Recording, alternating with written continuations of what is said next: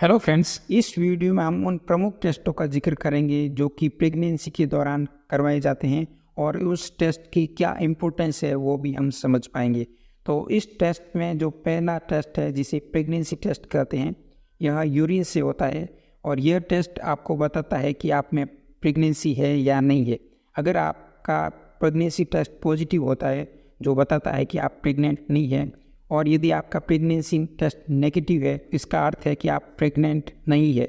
यदि इसमें आपको संदेह है तो आप इसको कंफर्म करने के लिए 7 दिन बाद मॉर्निंग सैंपल के साथ इसको रिपीट कर सकते हैं, या फिर आप इसे सीरम से बीटा एचसीजी लेवल का पता करके आप अपनी प्रेगनेंसी को कंफर्म कर सकते हैं। यदि आपकी प्रेगनेंसी कंफर्म होती है तब आपको कुछ और टेस्ट भी करवाने होते हैं। उसी सूची में जो पहला टेस्ट है वो यूरिन से ही है, जिसको यूरिन एल्बुमिन और यूरिन शुगर कहा जाता है। यह यूरिन से एक ही स्टेप से हो जाता है।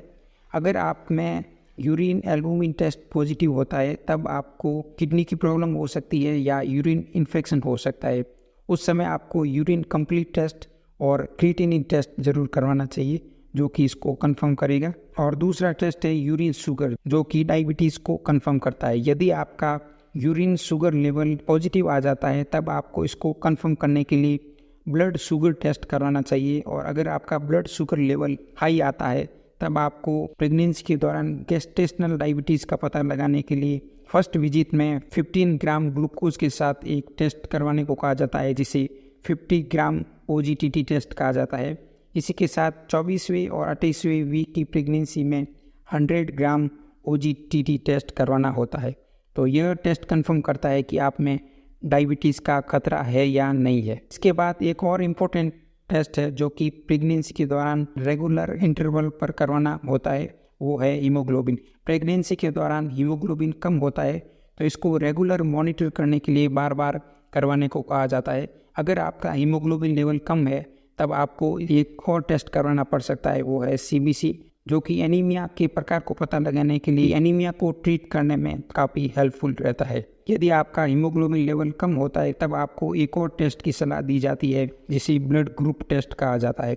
अगर ब्लड की आवश्यकता पड़ जाती है तब आपको ब्लड ग्रुप टेस्ट की आवश्यकता होती है। इसी के साथ साथ यदि मदर नेगेटिव है और फादर पॉजिटिव है तो बेबी को हीमोलाइटिक डिजीज से बचाने के लिए एंटी-D दिया जाता है, उसके लिए भी इस टेस्ट की इम्पोर्टेंस है। उसके बाद एक और टेस्ट है जिसे वायरल मार्कर कहा जाता है। इसमें मुख्य रूप से 4 टेस्ट शामिल किए जाते हैं: HIV 1 और 2, VDRL जिसे सिफिलिस कहा जाता है, HPSAG यानी हेपेटाइटिस B और HCV यानी हेपेटाइटिस C वायरस। ये चारों वायरस मदर टू फीटस में ट्रांसमिट कर सकते हैं, इसलिए समय रहते इन वायरस की डिटेक्शन हो जाती है तो बेबी को इन वायरस से बचाया जा सकता है। एक और टेस्ट जो प्रेगनेंसी के दौरान करवाया जाता है वो है थायराइड टेस्ट, जिसमें मुख्य रूप से TSH टेस्ट आता है। बेबी के मानसिक विकास के लिए थायराइड टेस्ट की बहुत इंपॉर्टेंस है।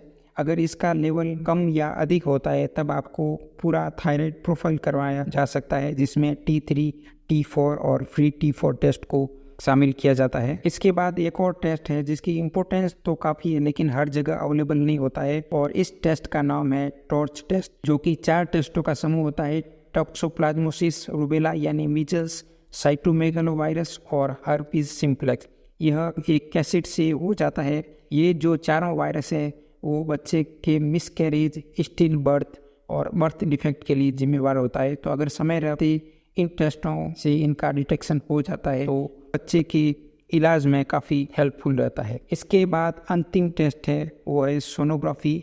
यह आपको केवल एक बार नहीं, हर ट्रिमेस्टर में यानी हर तिमाही में एक बार जरूर करवाना चाहिए। यह टेस्ट आपके बच्चे की पोजीशन को बताएगा, फ्लूइड की मात्रा को बताएगा और साथ ही आपकी प्रेगनेंसी की डेट को भी कंफर्म करेगा। यह मुख्य टेस्ट थे जो प्रेगनेंसी के दौरान करवाना चाहिए। इसके अलावा भी कुछ टेस्ट हो सकते हैं जो पर्सन टू पर्सन वेरी करते हैं, और वह डॉक्टर इन टेस्टों के आधार पर और फिजिकल चेकअप के बाद कुछ और टेस्ट को ऑर्डर कर सकता है। Thank you.